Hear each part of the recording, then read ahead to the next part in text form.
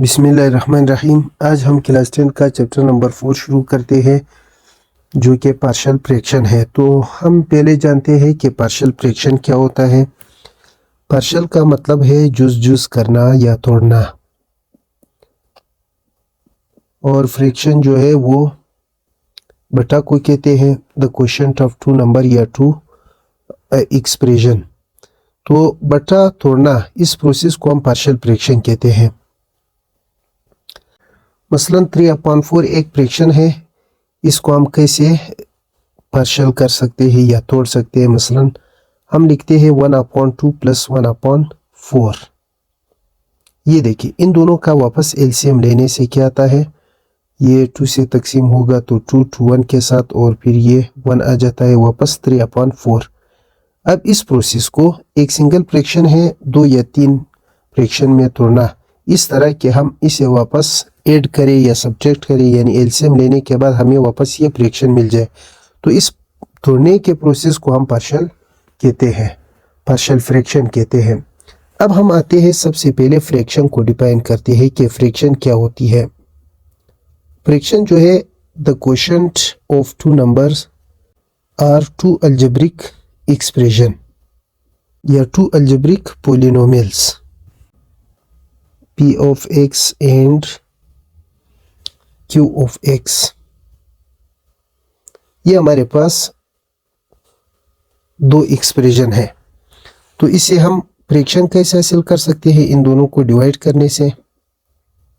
Fraction जो है फर्ज करें px जो कि एक पॉलिनोमियल है और qx जो दूसरा पॉलिनोमियल है, तो इससे बन जाता है, इनके क्वोशिएंट से फ्रैक्शन बनती है। अब इसमें ऊपर वाले को न्यूमरेटर कहते हैं और ऊपर वाले को, नीचे वाले को डिनोमिनेटर कहते हैं।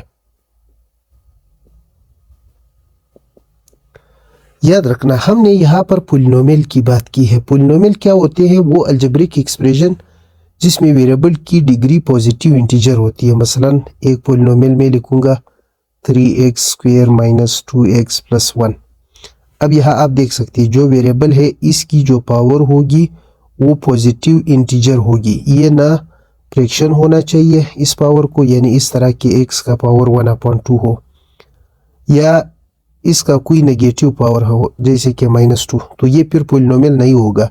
अगर किसी अलजेब्रिक एक्सप्रेशन में वेरिएबल की पावर जो है वो पॉजिटिव इंटीजर हो तो ये क्या है, ये पॉलिनोमियल। इस तरह के पॉलिनोमियल के क्वोशिएंट को फ्रैक्शन कहते हैं।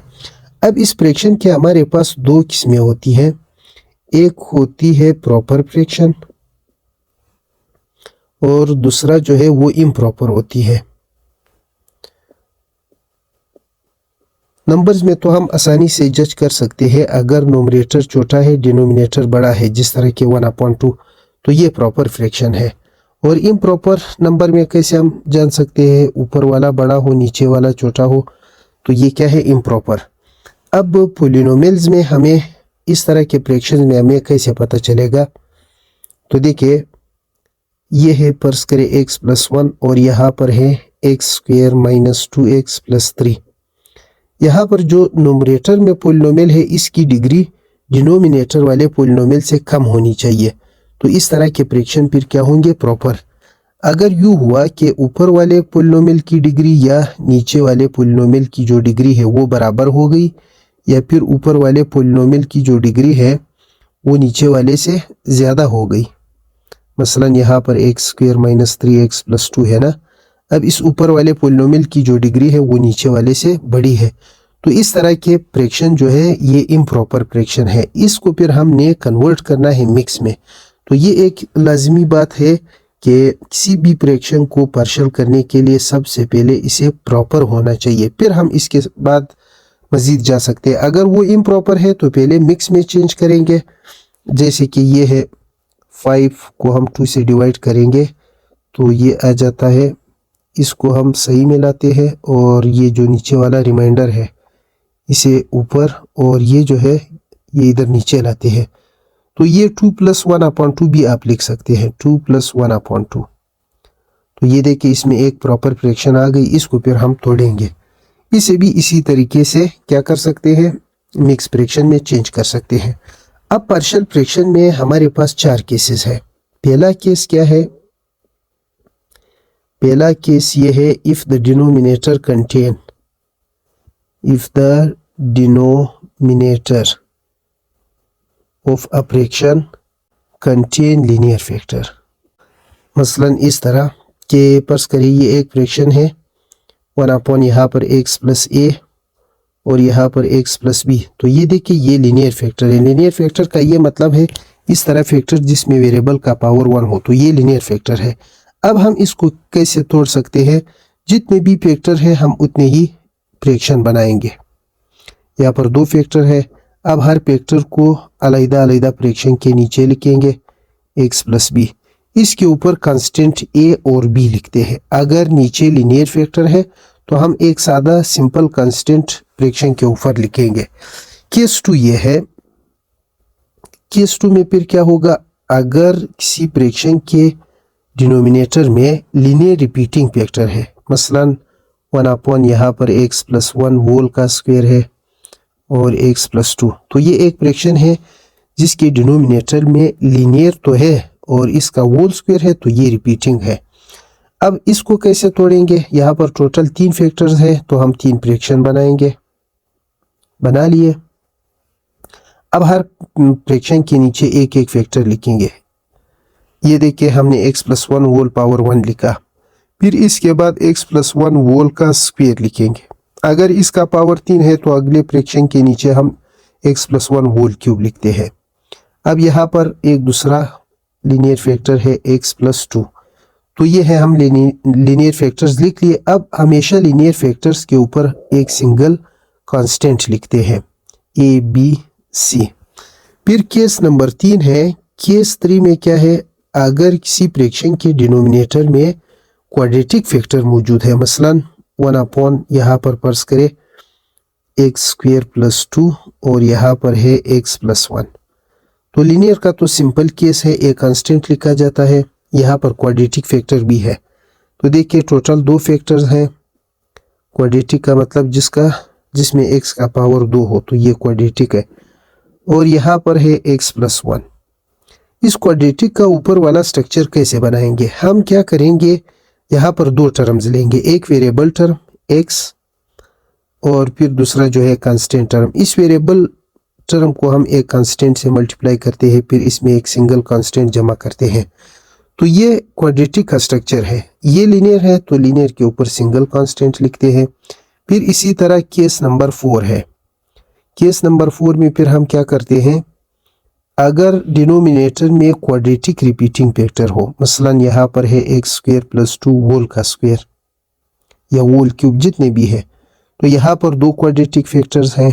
हम क्या करेंगे? एक फ्रैक्शन के नीचे एक क्वाड्रेटिक फैक्टर लिखते हैं, दूसरे फ्रैक्शन के नीचे इसका रिपीटिंग लिखेंगे होल स्क्वायर। अगर इसका पावर 3 है तो एक और फ्रैक्शन बनाएंगे, फिर इसके नीचे हम क्या करेंगे? होल क्यूब लिखेंगे। अब ये क्वाड्रेटिक है तो क्वाड्रेटिक का ऊपर स्ट्रक्चर इस तरह बनता है, एक वेरिएबल टर्म फिर एक कांस्टेंट टर्म, इन दोनों को आपस में जमा करते हैं, फिर यहाँ पर cx प्लस d। तो ये 4 केसेस है जिसमें फ्रैक्शन के नीचे linear factors, linear repeating factors, quadratic factor, quadratic repeating factors ये है। तो इस तरह के फ्रैक्शन को हम कैसे रिजॉल्व करेंगे? बारी बारी एक एक केस को पढ़ते हैं। एक्सरसाइज 4.1 के क्वेश्चन करते हैं। इसमें सारे केस 1 वाले सवालात हैं, यानी डिनोमिनेटर में तमाम के तमाम लीनियर फैक्टर्स होंगे। यहाँ पर क्वेश्चन नंबर 3 और 8 के अलावा बाकी सारे एक जैसे सवालात हैं। 3 और 8 जो है वो इम्प्रॉपर फ्रैक्शन है, तो ये सबसे पहले देखते हैं ये प्रॉपर है या नहीं, इसके बाद रिजॉल्व करेंगे। तो ऊपर वाले पॉलिनोमियल की डिग्री 1 है। अब इसको अगर हम मल्टीप्लाई करेंगे तो यहाँ x स्क्वायर जनरेट होगा, तो इसकी डिग्री ऊपर वाले से ज़्यादा है, तो ये क्या है? सबसे पहले तो प्रॉपर है। अब इसको रिजॉल्व करेंगे। जब तक ये प्रॉपर ना हो तब हम रिजॉल्व नहीं कर सकते हैं, तो हम क्या करेंगे? Resolve into partial fraction. अच्छा, तो देखिए 4x plus 11 divided by 2x plus 3 और यहाँ पर x प्लस 5। तो हम देख सकते हैं कि नीचे 2 लीनियर फैक्टर हैं, हम 2 फ्रैक्शन बनाएंगे। एक लीनियर फैक्टर को एक फ्रैक्शन के नीचे और दूसरे लीनियर फैक्टर को दूसरे फ्रैक्शन के नीचे लिखते हैं। इसके ऊपर एक सिंगल कांस्टेंट लगाते हैं और इस इक्वेशन 1 का नाम देते हैं। इस तरह के सवालात में हमारा मेन मकसद इस कांस्टेंट की वैल्यूज को मालूम करना है। इसके बाद हम क्या करेंगे, 4x प्लस 11, यहाँ पर 2x प्लस 3, ये क्या है x प्लस 5। यहाँ पर एलसीएम लेते हैं तो दो डिफरेंट फैक्टर है, इनका एलसीएम इन दोनों का प्रोडक्ट होगा x plus 3 into x plus 5। अब इस x प्लस 3 एक्स प्लस 5 को उठाकर इस पर डिवाइड करते हैं तो ये वाला फैक्टर और ये फैक्टर कैंसिल होंगे। जवाब जो है वो x प्लस 5 आता है। इस x प्लस 5 को हम a के साथ मल्टीप्लाई करेंगे, फिर इस एलसीएम को उठाकर x प्लस 5 से डिवाइड करते हैं। x प्लस 5 और x प्लस 5 ये कैंसिल हो जाते हैं।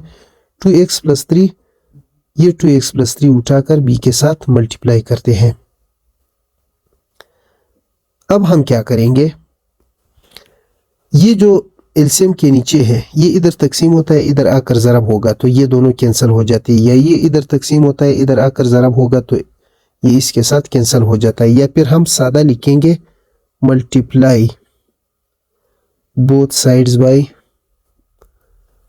2x प्लस 3 और x प्लस 5। ये हमेशा ये दोनों फ्रैक्शन सेम आएंगे, ये जो डिनोमिनेटर है। तो ये फैक्टर्स जब हम इधर मल्टीप्लाई करेंगे ये और ये कट जाएंगे, और ये फैक्टर जब इस साइड पर मल्टीप्लाई करेंगे तब भी ये कैंसिल हो जाते हैं। तो ऊपर रह जाता है 4x प्लस 11 और यहाँ पर x प्लस 5 a और यहाँ पर 2x प्लस 3 b। जैसे ही फ्रैक्शन ख़त्म हो जाती है तो हम इसे इक्वेशन 2 का नाम देते हैं। अब हमने a और b की वैल्यू मालूम करनी है। तो a की वैल्यू मालूम करने के लिए अगर a के नीचे लीनियर फैक्टर है तो इसको 0 के बराबर पुट करते हैं, यहाँ से x की वैल्यू निकाल कर इधर पुट करेंगे। तो a के नीचे कौन सा फैक्टर है, 4a। हम क्या करेंगे, put 2x plus 3 is equal to 0। तो यहाँ से हमें x की वैल्यू मिल जाती है, 3 इधर आकर मनफी हो जाता है और 2 ज़रब होती है यहाँ आकर तकसीम हो जाती है। तो ये 3/2 को हम उठाकर 2 में पुट करेंगे।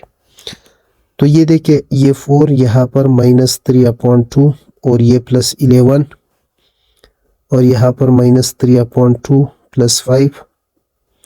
जब भी हम a की वैल्यू मालूम करते हैं तो ऑटोमेटिकली ये b वाला टर्म कैंसिल होता है। कैसे, तो जैसे ही हम इसमें x की वैल्यू पुट करेंगे -3/2 तो ये कैंसिल हो जाता है। ये देखिए, ये 2 आएगी, 2 फिर 3 के साथ मल्टीप्लाई करके ये क्या आ जाता है, -6 और ये प्लस 11। और यहाँ पर इनका एलसीएम लेते हैं, 2 एलसीएम है, 2 से डिवाइड 1 3 के साथ, फिर 2 1 के साथ डिवाइड 2 और ये 10 आ जाता है। और इधर a, ये 2 और 2 जो है कैंसिल हो जाती है। -3 प्लस 3 ये 0b को लिखने की ज़रूरत नहीं है।